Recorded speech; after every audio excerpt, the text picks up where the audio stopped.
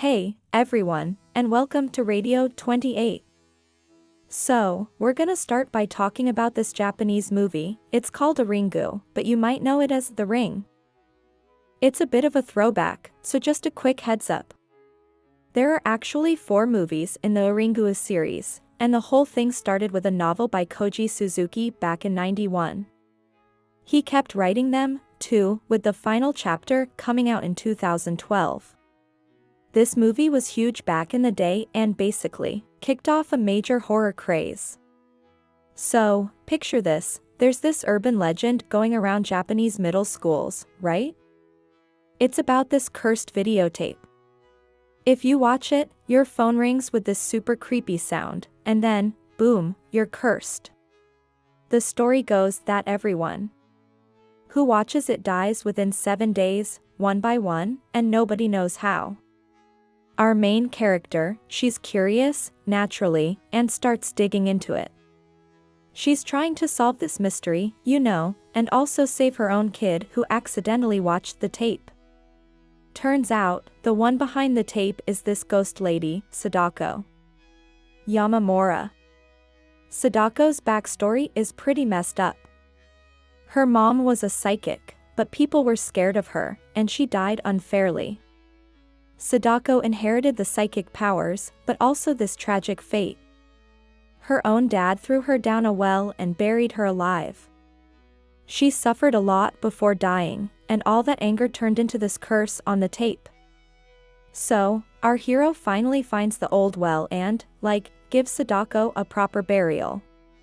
You'd think that'd be it, right? Nope. The story doesn't end there. The Ring was seriously intense for its time. It practically redefined how scary a horror movie could be. I heard that when it first came out in Japan, it actually scared some viewers to death.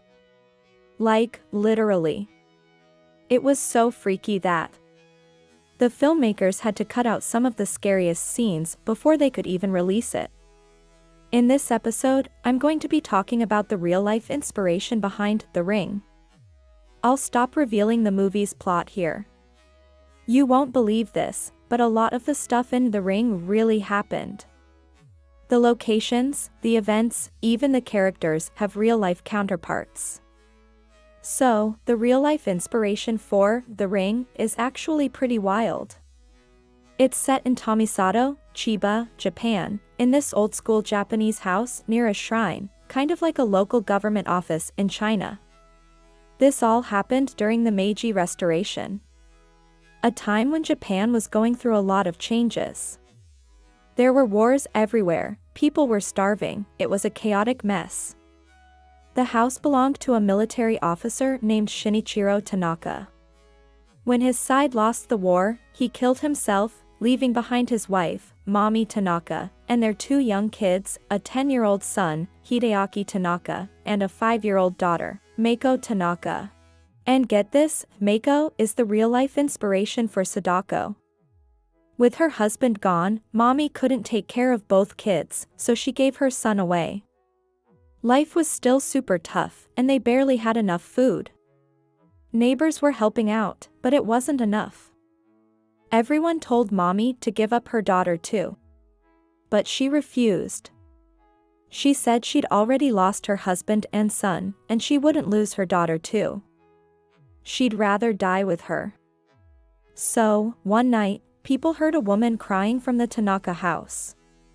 Someone went to check it out and found Mrs. Tanaka by the well, totally distraught. The person tried to help her up, but then they glanced in the well, and there it was, her daughter's body. Not long after that, Mrs. Tanaka killed herself too. After that, the house and the well became known for all sorts of creepy, spooky stuff. Eventually, the locals even brought in some kind of Japanese exorcist to do a ceremony at the house and put a giant rock over the well to try and seal it off. And get this, the movie crew for The Ring actually filmed some scenes at that very same house to make the story seem even more real. Okay, so we've talked about how the well and the basic story in The Ring are based on real stuff. But the creepy truth behind The Ring goes even deeper than that. The movie is also loosely based on two real Japanese women who were seriously strange, Mifune Shizuko and Nagawa Kuko. Let's start with Mifune Shizuko. In the movie, Sadako has these crazy psychic powers, right? Well, Shizuko was kind of like that too. She was said to have the power of clairvoyance, like, she could see things from far away and even see through solid objects. Okay, so the next real-life figures connected to the ring are all related to one guy, Fukurai Tomokichi. He was a psychology professor from the Meiji to Showa periods, and he's known for discovering thoughtography. Basically, it's like projecting your thoughts onto film or paper. Professor Fukurai even founded the Fukurai Institute for Parapsychology to study these kinds of psychic abilities. Check it out, the institute actually has a website that's still running today. You can find some interesting stuff from back then, and if you're ever in the area, you can even visit the institute. Around the 1900s, there were a bunch of people in Japan who were said to have psychic abilities. We're going to talk about 3 of them who are connected to the Ringu story. Professor Fukurai studied all 3 of them, Mifune Shizuko, Nagao Ikuko, and Takahashi Sadako. His research was actually pretty successful, but because of the way society was back then, his findings were questioned a lot. Sadly, all 3 of them met tragic ends, some committed suicide, others just disappeared. So, Mifune Shizuko was born in 1886 in Kumamoto, Japan. Her dad was a doctor who worked on fishing boats. Not much is known about her childhood, but apparently, she had some hearing problems, almost deaf in one ear. But get this, her other senses were super sharp, and she was really emotional. Having that disability made her kind of sad and withdrawn though. So, Shizuko gets married pretty young to a lieutenant in the Japanese army. Soon after, her husband goes off to war, leaving her to live with her in-laws. That's when things start to get weird. One day, her father-in-law notices that 50 yen is missing from his wallet. Shizuko thinks for a second and then tells him exactly where it is in a drawer. He checks, and sure enough, she's right. But instead of being amazed, her mother-in-law gets suspicious and accuses Shizuko of stealing the money. She even tells her son, the husband, who's still at war. And get this, he divorces Shizuko without even hearing her side of the story. So, Shizuko goes back home and starts helping out at her dad's traditional Chinese medicine shop. And get this, she actually makes his business way more successful. Because she can use her clairvoyance to figure out exactly what's wrong with people, and then her dad can give them the right medicine. Word gets around, and the place is packed with patients. Then, this guy shows up who changes everything for Shizuko, her brother-in-law, Takeo Kiyohara. He introduces her to this thing that was really popular in Japan at the time, hypnosis. And it turns out, hypnosis makes her clairvoyance even stronger. She can see stuff that other people can't, like, even into other dimensions. They say that when she's hypnotized and in a trance, she can see things miles away and describe them perfectly. Later on, Takeo tells her to do a lot of deep breathing exercises, because that helps her focus and concentrate. And with enough practice, she can use her clairvoyance without even being hypnotized. This stuff sounds totally unbelievable, right? But it actually happened. So, it was during the Russo-Japanese War, and this Japanese ship, the Rokashamaru, gets sunk by the Russians. Takeo Kiyohara, Shizuko's brother-in-law, hypnotizes her and asks if the soldiers from the 6th Division, who were supposed to be on that ship, actually made it on board. Shizuko then accurately describes when and where the ship sank, and she's right, the 6th Division didn't get on the ship. And get this, 3 days later, the families back home get letters from those soldiers, confirming everything she said. Then, there's this other story about a rich guy who loses his diamond ring on the beach. Dozens of people search for it, but no luck. Shizuko, though, she pinpoints exactly where it is, under a certain rock. So, as word got out about Shizuko's abilities, even big companies like the Mitsui Group wanted to see what she could do. They invited her to this place called Moda where they'd been searching for coal mines for ages. Shizuko took a look around and said, "There's a big black chunk to the south, but I'm not sure what it is." Turns out, after they dug where she pointed, they found a huge coal deposit. The Mitsui Group was so thrilled that they gave her a 20,000 yen reward. Things got even crazier after that. Word of Shizuko's abilities spread, and the Japanese science community got interested. Around 1910, they did a couple of tests on her clairvoyance, and the results were mind-blowing. She was able to see the writing on a piece of paper inside a sealed lead tube, twice. But back then, during the Meiji era, admitting that someone had psychic powers was seen as going against science. So, the scientific community and the media started attacking her. It was too much for Shizuko to handle, and she went back home. Tragically, in 1911, she killed herself at the young age of 24. A lot of people think that Sadako's mom in The Ring, Shizuko Yamamura, was inspired by Shizuko. Okay, so we talked about Mifune Shizuko, who a lot of people think was the inspiration for Sadako's mom in The Ring. Now, we're going to talk about another real person connected to the story, Nagawa Kuko. She was born in Shikoku, Japan, in 1871, and her psychic abilities were even weirder than Shizuko's. She could actually project images from her mind onto film, like creating her own ghost movies.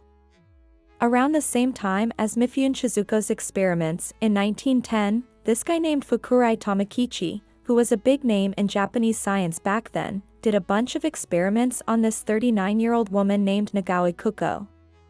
And apparently, she was able to do some seriously mind-blowing stuff. In one of the public tests, researchers put a piece of film inside a metal container and asked Nagawa Kuko to try and see the writing on it.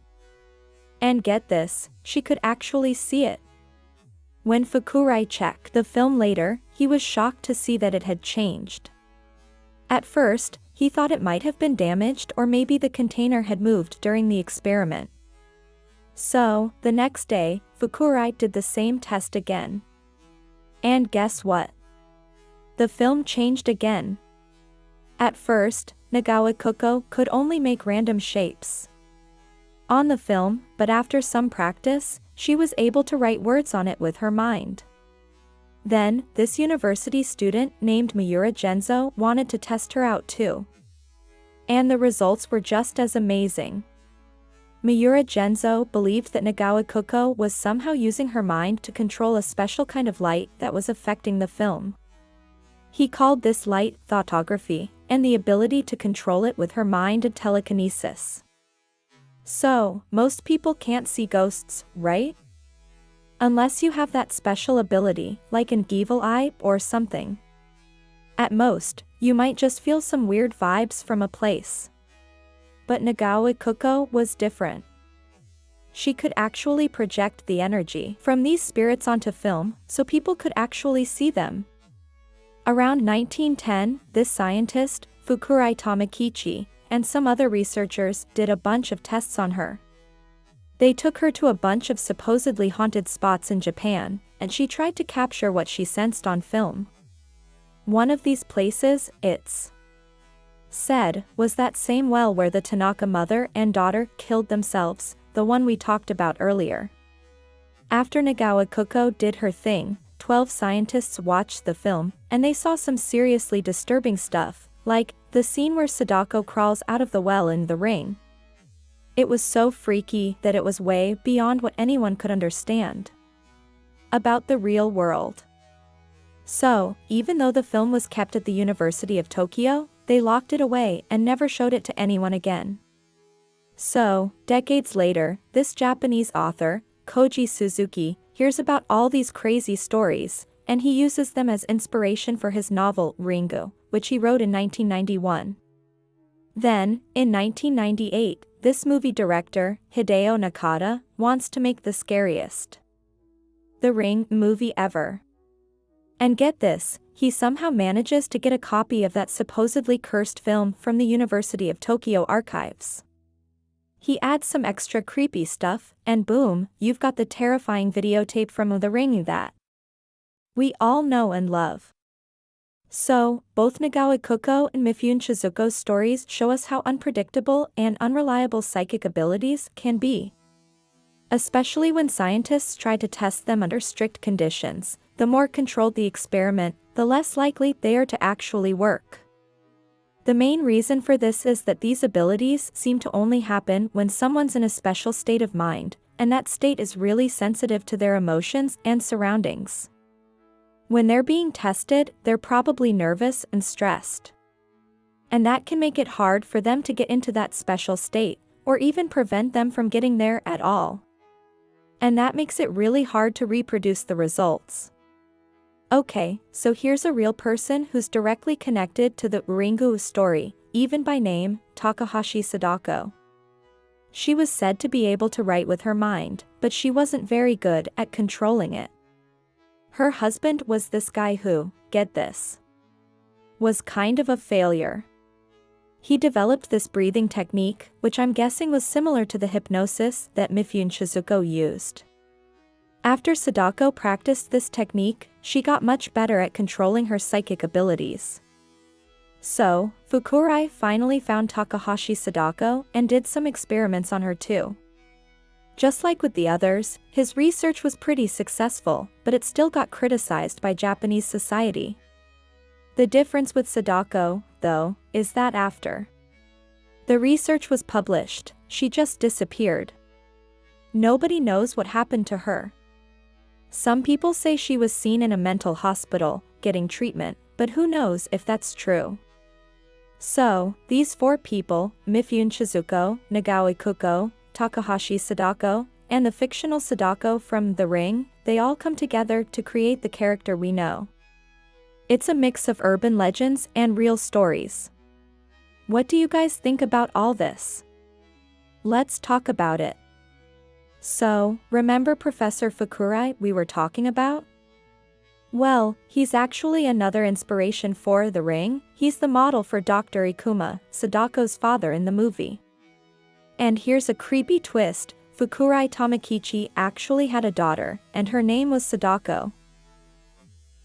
If you liked the video, hit that like button and subscribe. Let's keep the conversation going in the comments below. See you next time.